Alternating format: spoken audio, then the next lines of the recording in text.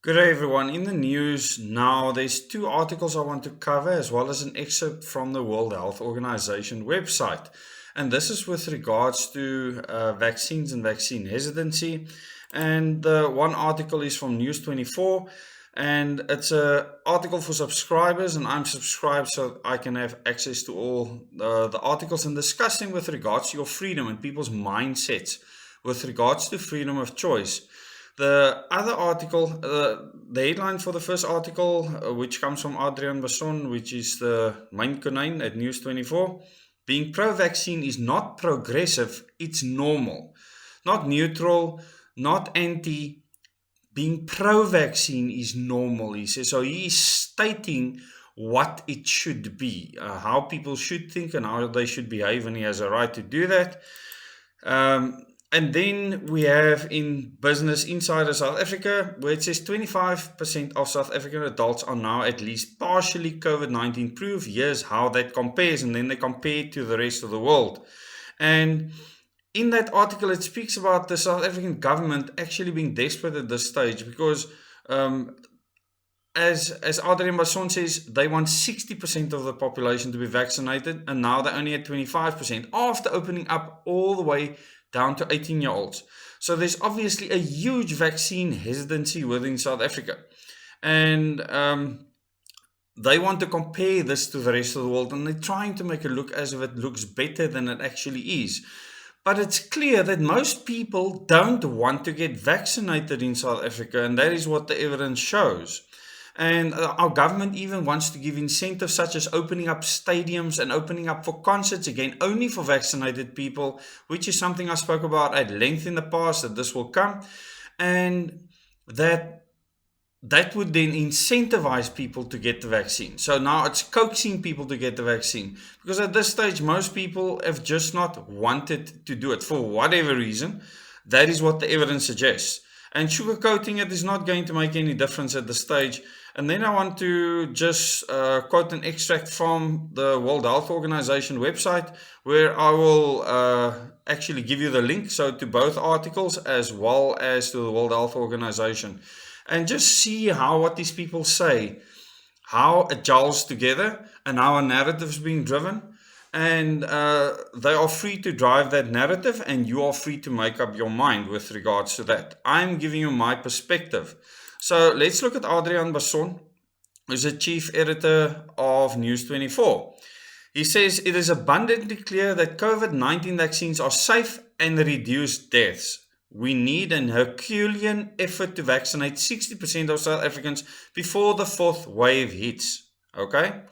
And he says it is now becoming abundantly clear that vaccinations against COVID-19 are the only way to reclaim some normality to our lives since the outbreak of the pandemic early last year. I'm a big sports fan and watched with envy how fans return to the stadiums to watch football in Britain, rugby in Australia, and the Grand Prix in the Netherlands. In most of these countries, it is now generally accepted that you must be fully vaccinated or produce a negative COVID-19 test to be allowed back into the stadium. It is becoming a standard requirement for organizers of social gatherings to require attendees to be vaccinated. Now, these are random claims that he's making. He doesn't substantiate any of that. In some parts of Canada, legislation will require you to produce your vaccination card when you visit restaurants, bars, theaters, clubs, and gyms. And then he speaks of Discovery, and I've already mentioned Discovery before, the case of Discovery. In South Africa, Discovery has become the first corporate brave enough to require mandatory vaccinations from all their staff members. In a compelling letter to staff, Group CEO Andre Gore brilliantly argues why mandatory vaccinations is the right thing to do. Not that you should have a choice, that you should just do it. And I quote, the scale of personal tragedy has been immense based on excess deaths data published by the South African Medical Research Council. We calculated there have been more than 220,000 excess deaths in South Africa due to COVID-19 since May 2020, wrote Gore. And I continue the quote, more than 14,000 of our clients and 20 of our employees have also lost their lives because of COVID-19. In addition, livelihoods have been severely impacted during a series of necessary lockdowns and associated restrictions. Furthermore, a fourth wave appears likely. However, the ability to suppress it is in our control.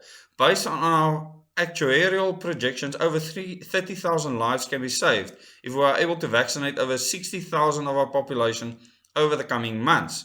And then vaccinations is our country's best hope of reaching population immunity, defeating the pandemic, and restoring our national vibrancy and way of life. We need to act, and boldly so. I cannot agree more, says Adrian Basson. And then there's an excerpt where it says only 25% of South African adult population had received one or both COVID-19 jabs by Sunday night. This is shockingly low for a country that, as Gore argues, had likely suffered more than 200,000 deaths due to COVID-19 so far. So Adrian Basson is saying that this is shockingly low, 25%. What this proves is that most of the population don't want to be vaccinated for some reason. Up until this point, even when it's been made fairly easy for them to do so. Selfish not to get the jab. So this is the new narrative, and this is Adrian saying so. All of us know someone has died from the virus that has turned our world upside down. He's making, once again, an open statement.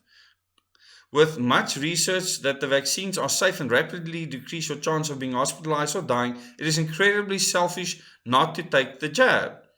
But you see, it doesn't speak here about whether it can infect someone else or not. Because it's itself each time you get into the car and drive down the road, and there's a chance of you being in an accident, especially if it's rainy and the roads are slippery. We take chances all the time. Gore's actuaries have run the numbers. We can save over 30,000 lives when the fourth wave is likely to hit in December if more than 60% of the adult population is vaccinated. This will require an Herculean effort from all of us, including Health Minister Joe Fala, his department, and the private sector, but it can be done. So he says the private sector has to be included, which means mandatory vaccines in the workplace. Even if you think you are young or healthy enough to survive COVID-19 or had the virus and therefore don't need to be vaccinated, I plead with you to reconsider your view. COVID-19 does not discriminate against age, and even if you had the virus, you can be infected again and pass it on to someone else who may be more fragile than you. And this is where I want to bring in what the World Health Organization says, and maybe Adrian Basson should go and read what I will be reading to you just now. So from the World Health Organization website, under COVID-19 vaccines, it says, being vaccinated does not mean that we can throw caution to the wind and put ourselves and others at risk, particularly because research is still ongoing into how much vaccines protect, not only against disease, but also against infection and transmission. So what Adrian Basson is saying now is utter twak. Because what the World Health Organization is telling us is even when you're vaccinated, you can still transmit.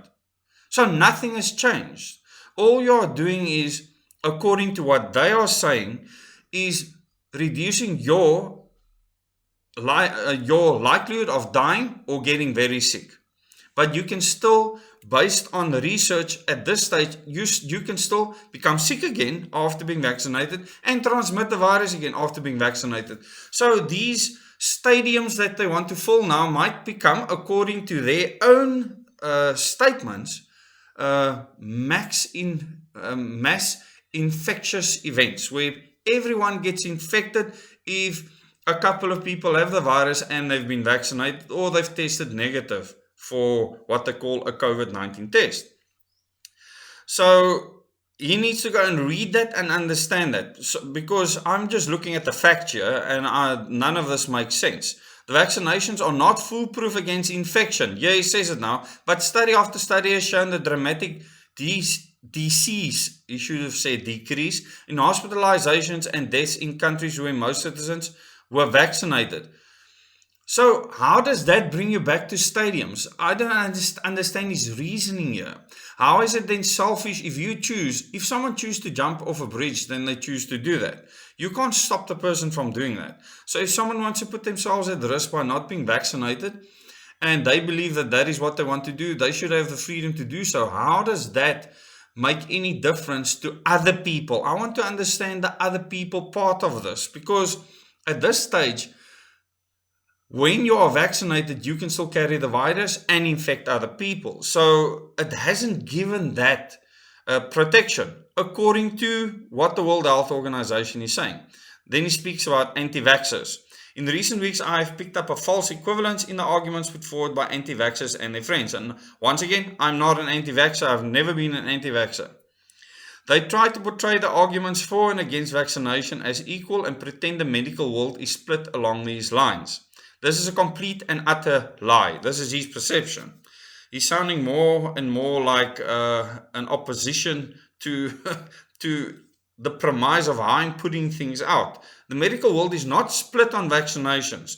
The number of doctors and scientists who oppose a vaccination is so tiny, it is safe to call them a fringe.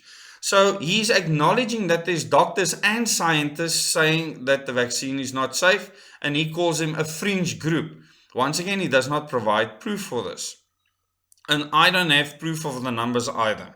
I'm sure somewhere in the world there is still a doctor or nurse who opposes the chickenpox or measles vaccinations we give to our children when they are small. The fact that they can upload a video to YouTube or record a voice note on WhatsApp does not make them an authority on this matter, and neither does it make you an authority, Adrian Basson. You that can just write an article in News 24. It doesn't make you an authority. The same thing applies to you. To be pro-vaccination is not progressive. It is normal. Adrian Basson has declared it so.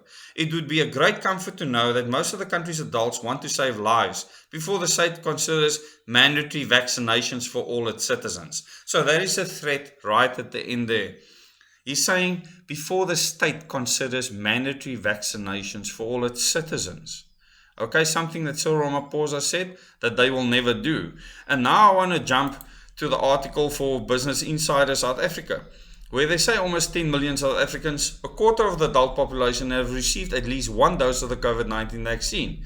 Although the country's vaccine rollout has ramped up in recent weeks, it remains far behind the progress made in other parts of the world. Morocco, Tunisia, and Zimbabwe have administered more doses relatively to the size of their populations. So what does that show? People in South Africa do not want to be vaccinated. That is the evidence.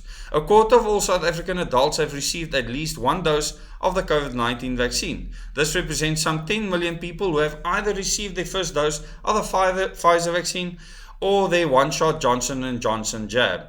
South Africa's vaccination rollout has reached another important milestone, with 25% of all adults aged 18 and above being at least partially vaccinated against COVID-19. Of the 10 million people vaccinated by Monday, around 65% have been fully vaccinated. That's of the 10 million. The bulk of these vaccinations have been administered in the past 2 months as part of a phased rollout which started in February, that we're all aware of. Initially, supply constraints, a beta variants, evasiveness, and the regulatory issues kept vaccination numbers low until July. Between February and the end of June, South Africa administered around 3.2 million jabs. In July alone, with the rollout extended to those aged 50 and above, later to those aged 35 and above, and restrictions on walk-ins lifted, around 4.5 million doses were administered. Okay, but here's the crux. South Africa's daily vaccination rate has continued to improve since the rollout was open to adults on 20th of August, so down to the age of 18. 1 million doses were administered in just 4 days, which means there's a lot of those people in that age category that wanted to be vaccinated. The quickest rate recorded since the rollout began over the past week, okay? So the younger group were very eager to be vaccinated, but still, that only came to 25% of the South African population, adult population. Even though South Africa is opening more vaccination sites with adequate staff and has a steady supply of doses, it's struggling to meet the short-term target of 300,000 daily vaccinations. There's just no arms to put the vaccines into.